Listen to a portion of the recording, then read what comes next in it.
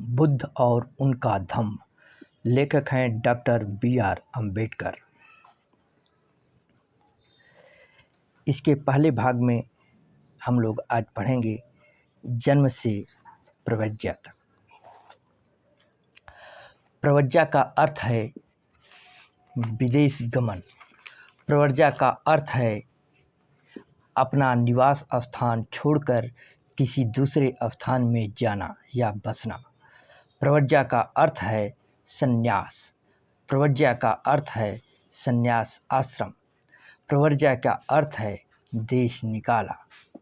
प्रव्रज्या का अर्थ है घर बार छोड़कर किसी एकांत स्थान में जाकर रहना। तो आज हम लोग पढ़ेंगे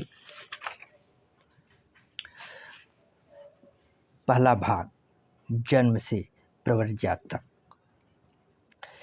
इसमें हम लोग उनके कुल और उनके पूर्वज के बारे में हम लोग पढ़ेंगे।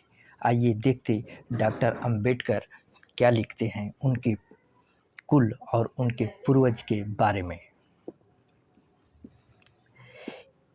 ईसा पूर्व 6ठी शताब्दी में उत्तर भारत अनेक छोटे बड़े राज्यों में बटा हुआ था। इनमें से किसी किसी राज्य पर एक राजा का अधिकार था तथा किसी किसी राज्य पर एक राजा का अधिकार नहीं था। जो राज्य किसी एक राजा के अधीन थे उनकी संख्या 16 थी। उनके नाम थे अंग, मगध, काशी, कौशल, वज्जी, मल्ल, चेदी, वत्स, कुरु, पंचाल, मत्स्य, सौरसेन, अश्मक, अवंती, गंधार तथा कंबोज। जिन राज्यों में किसी एक राजा का आधिपत्य नहीं था वे थे कपिलवस्तु के शाक्य, पावा तथा कुशीनारा के मल्ल, वैशाली के लिच्छवी, मिथिला के विदेह, रामगाम के कोली, अल्लकल्प के बुली, केशपुत्त के कालाम, कलिंग, पिप्पलव वन के मौर्य तथा भर्ग, जिनकी राजधानी सुषमागिरी थी। जिन राज्यों पर किसी एक राजा का अधिकार था वे जनपद कहलाते थे और जिन राज्यों पर किसी एक राजा का अधिकार नहीं था वे संघ या गण कहलाते थे। कपिलवस्तु के शाक्यों की शासन पद्धति के बारे में हमें विशेष जानकारी नहीं है।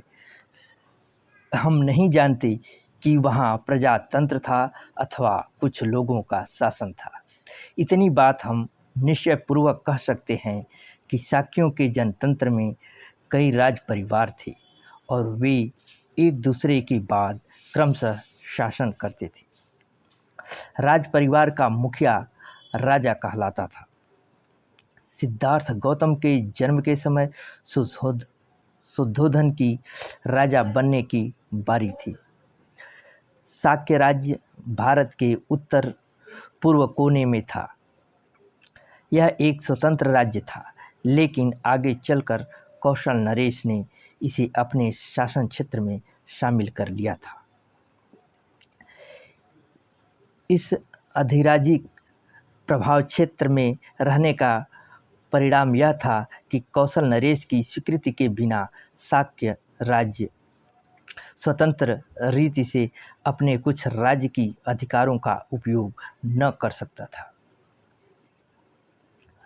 उस समय के राज्यों में कौशल एक शक्तिशाली राज्य था। मगध राज्य भी ऐसा ही था। कौशल नरेश प्रसेनजीत और मगध नरेश बिंबिसार सिद्धार्थ गौतम के समकालीन थे। उनके पूर्वज, देखिए पूर्वजों के बारे में डॉक्टर अम्बेडकर क्या कहते हैं।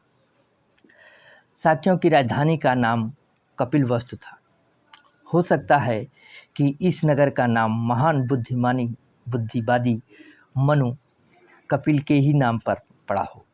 कपिलवस्तु में जयसेन नाम का एक शाक्य रहता था। सिंहनु उसका पुत्र था।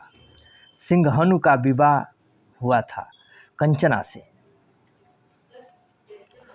उसके 5 पुत्र थे, शुद्धोधन, धौतोदन, शुक्लोदन, शाक्योदन तथा अमितोदन।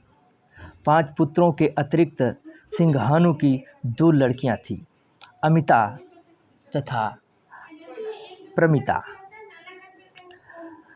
परिवार का गोत्र आदित्य था।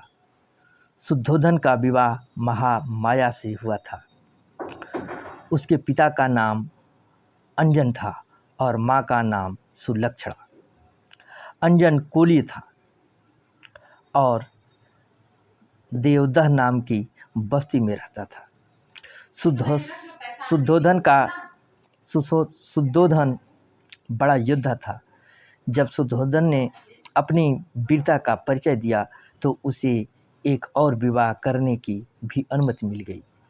उसने महाप्रजापति को चुना।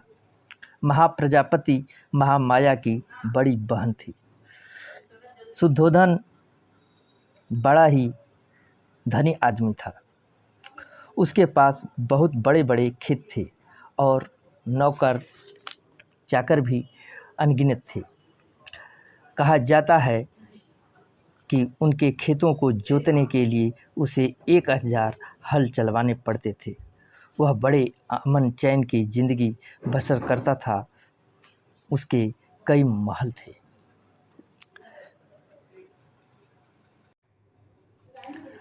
आगे हम लोग उनके जन्म के बारे में पढ़ेंगे।